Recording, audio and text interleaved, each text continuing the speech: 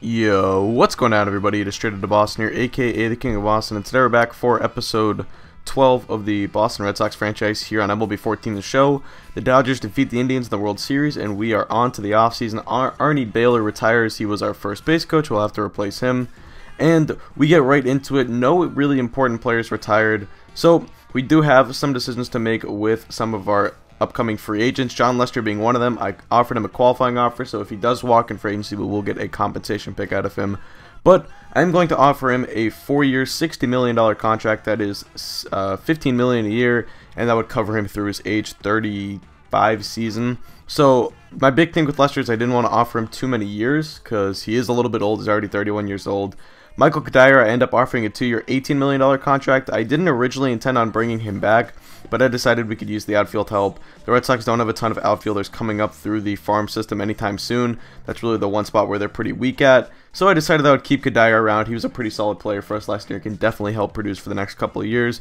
I gave Bogaerts an extension offer for 5 years, $10 million. I gave Koji O'Hara a 1-year, $5 million contract, and we're going to let John Lackey, David Ross, and AJ Pierzynski all walk in free agency. Lackey's spot in the rotation is going to go to one of our younger arms, and we're going to look for an upgrade at catcher. So Lester accepts our contract offer of 4 years, $60 million. You can see some other ones. We extend Andrew Miller to a 3-year deal. Bogaerts accepts his extension. That's big. His arbitration salaries would have probably been pretty big if he ended up sort of panning out as we think he will. And you can see a lot of really contract renewal stuff like that.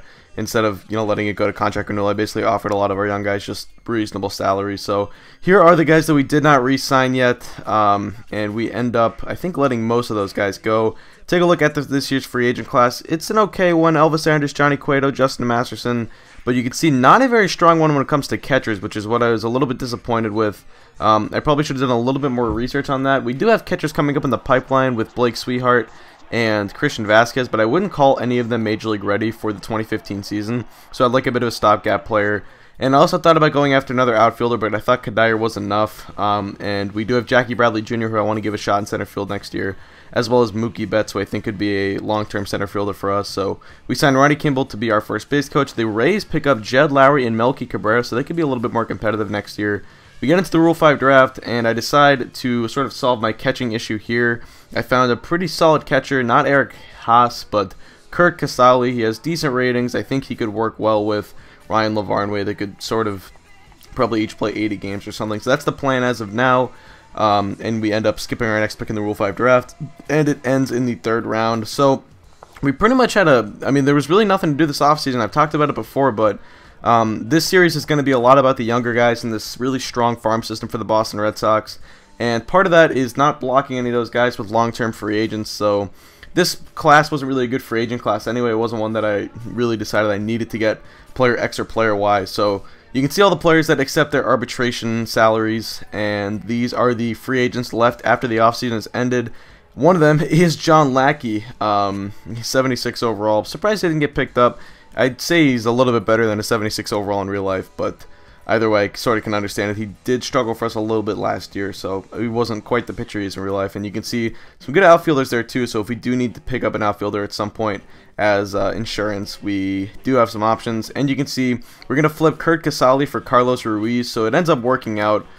Casale, I guess, I don't know why the Dodgers eyed him. I think we picked ahead of them in the Rule 5 draft, so it could have been a guy that they wanted. And they also have AJ Ellis, so it made sense for them to get rid of a catcher. That's why I was going after Carlos Ruiz, and it turns out that they wanted Casale. So here's our lineup. You can see Bradley's going to get the center field job to start out the year. Mookie Betts is going to come up at some point and probably take that from him if Bradley doesn't hit. And you can see the rotation, 3 young guys in the rotation: Brandon Workman, Ruby De La Rosa, and Alan Webster. We also have Anthony Ronaldo, Matt Barnes, Henry Owens, and a couple other guys not too far behind them. So we'll see. If those guys struggle early on, they could become trade chips, and we could turn over some of those back end of the rotation spots to some of the other young guys like Ronaldo, like Henry Owens, who both have a bit higher potential than any of those guys. But as for now, I'd like to give them a shot. De La Rosa and Workman pitched well last year at the end, and Webster had a good year in AAA. So anyway, we'll see where it goes, but that's pretty much going to do it. Like I said, a very quiet offseason, no major moves. The point of this franchise, I've talked about it before, is I really want to get the young guys up and developing them.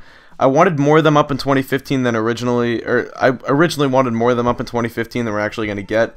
But at the same time, I will be patient with them. I don't want to rush them. I would like to see Garen Cicchini up and and Blake Swihart and Christian Vasquez and a couple other guys up at some point this year. But as for now, we don't have a ton of places for them. I was thinking about a guy like Cecchini could take over at third base, and Middlebrooks could potentially become a first baseman long term when Napoli's contract runs out, or if he retained Napoli, he could replace Ortiz long term at DH, or even Napoli could DH. Kind of depends on the fielding ratings. I would imagine Middlebrooks would DH, though Napoli's a pretty good defensive first baseman.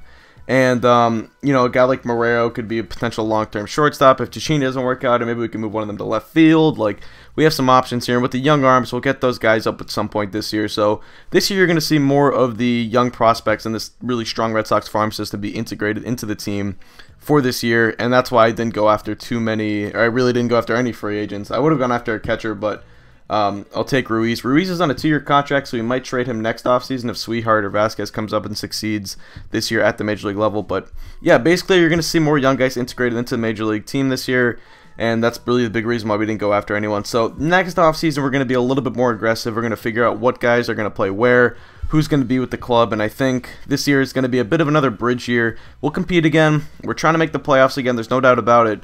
But at the same time, I think 2016, 17, and 18 are really the years where we're going to really try and win a World Series. So anyway, that's going to do it for me. Thank you guys for watching. Hope you did enjoy, and just out. Peace.